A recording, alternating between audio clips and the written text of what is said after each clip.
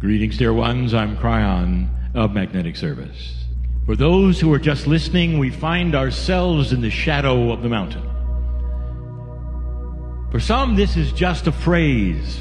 For some, it's literal. We are that close to that which you call Mount Shasta.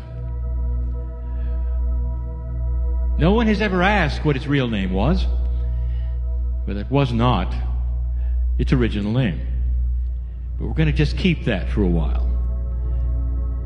Ariella Louise Jones is here, and she always is.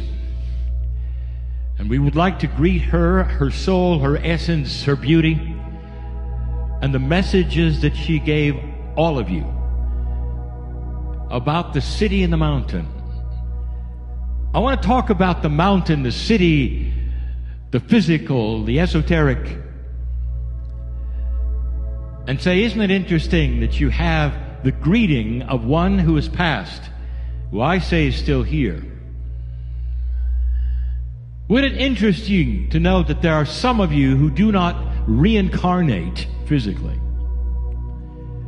That there are some who would reincarnate esoterically to stay in a place and hold an energy, and that would be her.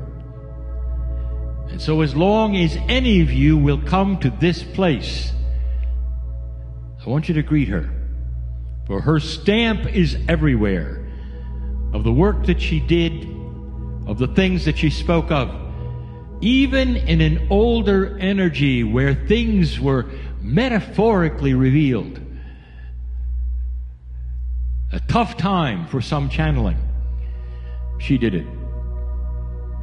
You might say she is the forerunner of all that is here known today, and that which you are working on, even as you sit here, to understand more of what is on the mountain and in the mountain and what it means. The land here is different. This is one of these areas, dear ones, remarkable for its protection. We gave you a story not long ago of the small island of Kauai and how through the ages it was protected even from inappropriate things that might have happened there from your military, because it was a very sacred place, that which used to be Lemuria, and especially that particular island, which carries something we don't often talk about.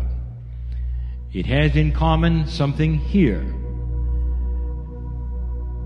It's tough for those who might just be listening to grasp an idea. The idea is this: that there is life that exists, and the life would exist apart from any definition you would have. Any definition. It's a tough call, because there are so many who would define life as that which is human and animal and real to your touch. And in the paradigm that you live, you've defined life right down to the plants, right down to the insects, and this is what you see, right down to the pieces and the parts even of a virus. You say this is alive, this is not alive, and you have all of these definitions. What if I told you this is your paradigm's definition? Could it be possible, do you think, that an evolved life, especially one that perhaps had 2 or 3 million years on you, would have a different kind of paradigm? What if there's something that we haven't really talked about much? The evolution of the soul. But let's get back to the Shasta issue. Many years ago, when my partner brought me here, I gave a channeling, some of you can find, and it spoke of the protection of Shasta, much like the protection of Kauai, and for the same reasons. In some of the valleys in Kauai, there's something called a menehune. Dear ones, let me rename them. They're Pleiadian. And those who are the natives there and speak of their magic that they have will say, well, they're invisible beings and they have magic. And those who have been around for a long time in the esoterics of that island say pitch black at night. You can see lights in some of those valleys. They are so sacred that the government has said, hands off, don't go there. Under the guise that they are indigenous owned and that they are sacred. And even if the government does not know why they do that intuitively because they are sacred. Because I'll tell you, in those valleys, it's the same thing. It is on this mountain. On this mountain, in this mountain, there's the essence of the remembrance of up to 200,000 years ago of the teaching, even of the wheel. For the teachers were here. This is a node. And so was it in Hawaii. And there are others around that we have spoken of that would have some of these same attributes. My partner spoke and has spoken of the Red Center of Australia. It has the same exact attribute. My partner was in a helicopter, and he was told by the pilot there were places they could not fly over because they were too sacred. And then he was told that that would change if we had a woman pilot. And that she could fly over those. And that the gender was important because of the teaching of the shamanship of the woman. And that she was allowed because there was a sacredness that she would understand and the intuition that she would grasp that perhaps others would not. I tell you that this remains even today in some of the indigenous around this planet, but here it does too. The mountain is feminine, no matter what they say. Is anyone there? Is there any proof anyone is there? It's tough when you have one paradigm which is so low consciousness to prove another which is high. We've given you an axiom before that says you cannot look up in consciousness, but you can always look down. You can always see where you've been, but it's tough to see where you're going. Especially when it's an evolutionary consciousness that we speak of. And so I'm careful not to get too strange too quickly. But I'll get there.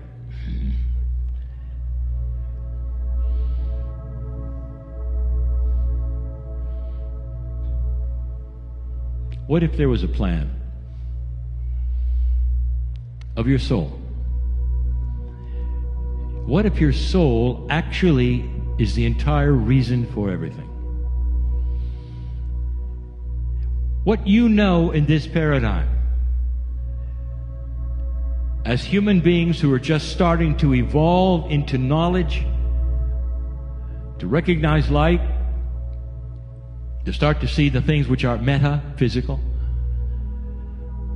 you start to see things outside of what you expect. Last week we told you of some of the masters on this planet that are still here, not just the past ones who could create things from nothing. You saw this so vividly in some of the biblical masters who were talked about. And yet it exists today. There are those who can create things out of nothing. And it's done with a master consciousness that has total control over the physics around them. And the interesting thing about this is that if you brought those here and you put them, for instance, on your media, and you had the videos of them doing what they do right in front of the camera, there would be the vast majority who would say that isn't really happening, you see. It can't happen, therefore it isn't happening. It's faked. And they would go upon their lives like they always had, in total disbelief, because the paradigm they have is set. You cannot look up to a higher consciousness. You cannot even stretch the imagination to consider it some. The ones who sit in front of me are students of metaphysics, beyond the physics that you know. What if this was all about your soul? Let us say there are a certain number of souls in this galaxy,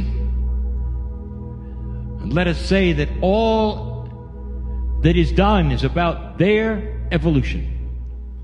Now let's take a look at your paradigm and what you believe as metaphysical people about the soul. Each one of you has a piece of the creative source in you. And you carry it around and you label it. You say that it's carried in certain parts and pieces. It's expressed in certain ways. There is the Merkaba. There's the pineal. There's all of these different parts and pieces for you. And then as you see what is here, and you truly understand that it's huge. Energetically huge.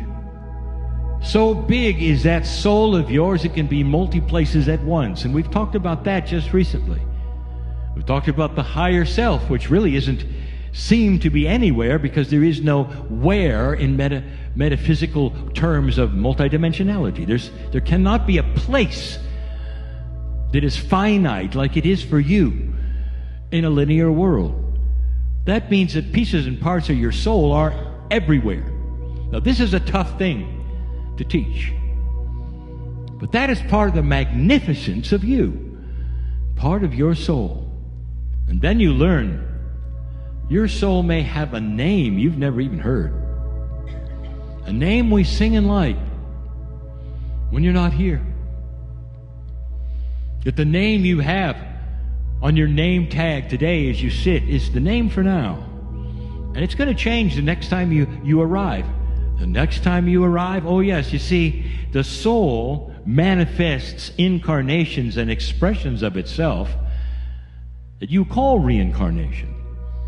You live for a certain amount of time, and the essence of your soul and the consciousness of your soul goes back to that which is the creative source in some way, and then returns in another body. Now you know this because this was the first intuitive thought of the first organized spiritual system on the planet, the Hindu. It still is there. It is also the derivative of the Hindu into Buddhism. It's still there. Reincarnation is a great deal older. The idea of it, the expression of it, the understanding of it, far older than you think. And it's not a New Age concept. It's the way of it. And then we start talking about the elevation of consciousness and what might take place in that paradigm of reincarnation. You start to live longer. You start to change. We have told you that the blueprint of the human body is designed to reproduce itself and rejuvenate up to 900 years. And you live a fraction of that, and the reason why is because consciousness must be high for the body to work correctly. Now you kind of know where you are on the consciousness scale. But that is changing. Longer life is going to be a staple. We gave you this information before. We're going to give it to you again. There's going to be a split. And it's going to be a split of consciousness. There will be those who do not raise with free choice any consciousness into light that they have. And they will stay the same. And they don't want anything you have. And then there will be those, such as those listening to this and those here, which start to think higher and start to evolve. Now, the evolution over many generations will create a whole group of human beings living twice as long as you live now, expecting to and not having any of the diseases you have today. The other group will have the same lifespans you have now and will have all the diseases you have now. Can you see how they may look at you and what they may think of you? Let me tell you, in their paradigm, you have a pact with the devil. This is their idea of how you can do what you're doing. And the reason? Because you cannot look up in consciousness, only down. So they will see what you have done, and they will understand it not. There will be no understanding, no matter how much you talk to them, about how an alliance between your biology and your consciousness has allowed these things. What will happen to them, dear ones, is obvious, because there won't be many left. They will die out. But the split is inevitable. And the split has happened with every advancing planet that got to the place you are today. Inevitable. So I want you to expect it, because it brings about the issues and the problems you'll expect. They're going to want to live somewhere else. You're going to want to live somewhere else, and they will, and you will. There'll come a time when there will be human beings that you cannot live with, because they continue in a low energy, and you have decided to move on. And as much as you love them, and as much as you tell them you love them, and as much as you explain who you are and what you're doing, they will walk the other way. They cannot look up in consciousness the way you can. What happens next? You live longer and longer, and then a consciousness is a piece of God in its development. Your soul is always with you. So there's going to come a time when you start to meld literally with the physics of the planet. Just like the masters who were able to create things out of nothing, there are certain gifts, and you start to realize that you're having more and more out-of-body experiences. They become out of the paradigm of the reality of life as you define it. Where I'm going with this is you're going to have to understand where this goes. What if this was all about your soul? What if there could be a time through millions of years of evolution of consciousness where it's a hard call to tell the difference between the life that is a soul sitting in front of you or the life which is a corporeal body sitting in front of you? If you see an angelic entity, are they alive? That's a good question. You would have to redefine life, would you not? And you would say, spiritually, they are alive. For they seem to have that which we understand as life, and they talk, they have consciousness, they are beautiful. Even the definition of beauty, there have to be something for them to be beautiful. They're alive. And so that redefines life. Is God alive? That's a good question, isn't it? And now you get into that gray area of the redefinition of what life is. And eventually, you're going to come to the conclusion that life is defined by consciousness only. Anything that has a certain kind of consciousness, and you'll give the list, is alive. And that would be angels. And that would be God. And it would be the ones in the mountain. You knew I was going there, didn't you? For they are evolved beings. And all of them have a lineage of corporealness, coming through generations and generations on planets long before the Seven Sisters, to get them to a place where they would decide to come and help you on this planet. What is their lifespan? The answer is yes. What is the lifespan of a soul, dear ones? Yes. That's their lifespan. And in higher consciousness, they choose to remain. Did you hear me? They choose to remain. The Menahunis choose to remain. The ones at Ayers Rock, the Red Center, Uluru, choose to remain. The ones here choose to remain. Because you have turned a corner, dear ones. They are the original teachers of the most beautiful core truths of God to you. They've implanted them into your Akash so that you could remember them if you wish, or not, with free choice. And they could have left. But the majority remained, and the reason that they look like they're in a city is because there's sense to it all. There is structure to it all. Not a city like you think. Not a city that's corporeal with their bodies or physical, but a city nonetheless in their way. And you can't know it because you can't look up. Only down or to yourself. But there is a city. They chose to stay because as your awakening starts to be, these time capsules of the nodes and the nulls start to open. They're called time capsules because they open when it's time. And that's what's going on. Some of you have been up the mountain,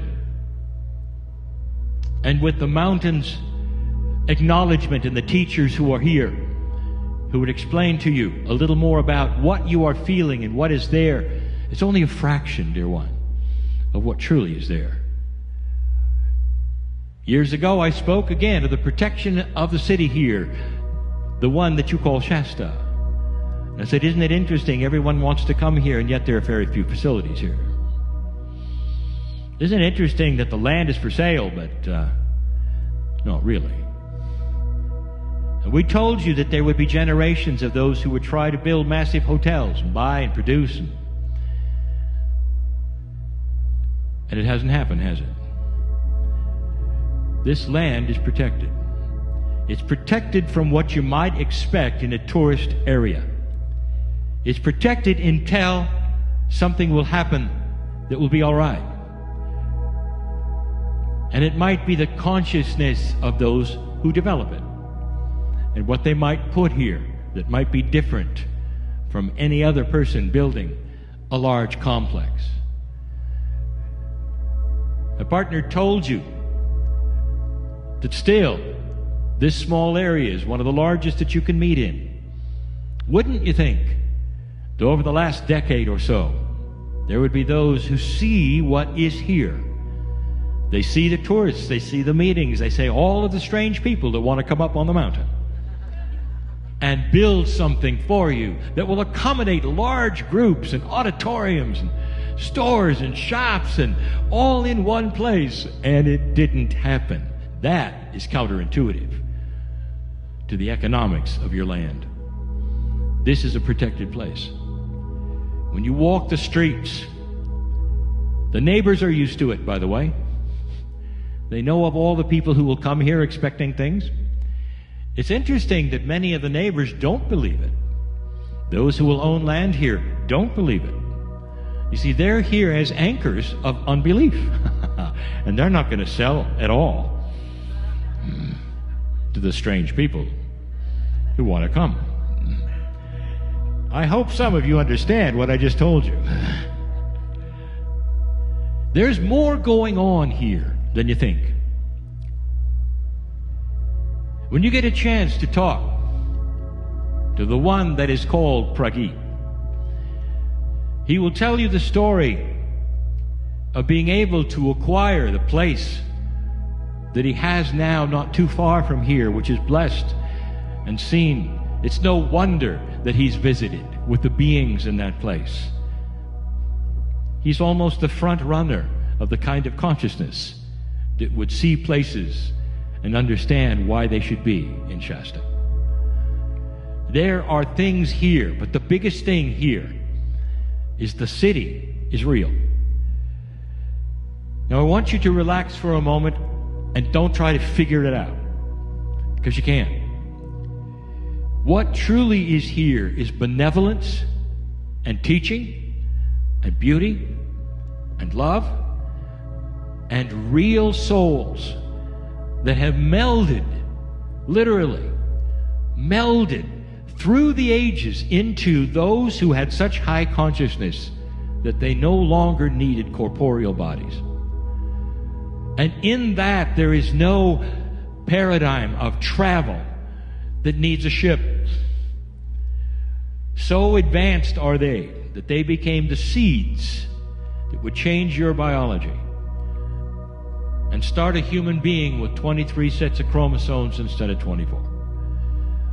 It would give you that which is the beginning of magnificence that you will discover, because you're headed for the same place. And you would say, well, how long will it take? And the answer is yes. Dear ones, I say that because it matters not. You'll be there. It matters not. Length of time as something that you look at and compute with and judge is a three-dimensional concept. Length of time for a Pleiadian has nothing to do with the clock. If you said, how long will it take? They would say, how much love can you receive? Everything is transferred into another kind of an answer from the master. When you ask a master what time it is, they're not going to give you the time of day. They're going to give you a question back about your life. For this is the master wisdom that you will find in the mountain, who knows every one of you right now because you sit in the shadow of the mountain. There will be some of you who will open up to this very strange idea that I just gave you, that there are realities beyond your reality, that you don't know what you don't know yet, and all of it is exceptionally real. Could it be? Truly, could it be? That there are entities, if you want to call it that, in the mountain, all over the world, in mountains very similar. It had to do with your creation and have been ever since, because they care about where you're going. Because they've experienced some of these things themselves and know what's next. And out of these time capsules will pour wisdom that you can use, eventually inventions that you will have, carefully constructed so that you will not weaponize them, and so will use them for the betterment of humanity, to grow more food, to clean your water. All of these things are there. They have it. They've had it. The extension of life, all of this, they know. But with free choice, all of you have to come on to the idea of opening a door to see it. And that door is the same kind of one some of you have opened before, when you say, is there more? Are there things I haven't been told? Dear Spirit, show me. Am I doing the right thing? Dear, show me, dear Spirit. And what Spirit will come in and say, you've always been doing the right thing. And the right thing is living in integrity and love, and you can't beat that, but there's more. We spoke of the wall you come to when you meditate, and you meditate at the wall. And then after you meditate, you get up and come back and do it again and again and again. And so that's the end all, and it isn't. The end all is a meld. The meditation goes to the next step. You become part of the creative source. And you don't walk up after meditating and want to come back. You carry something with you. And that something that you carry with you, dear ones, is the next step.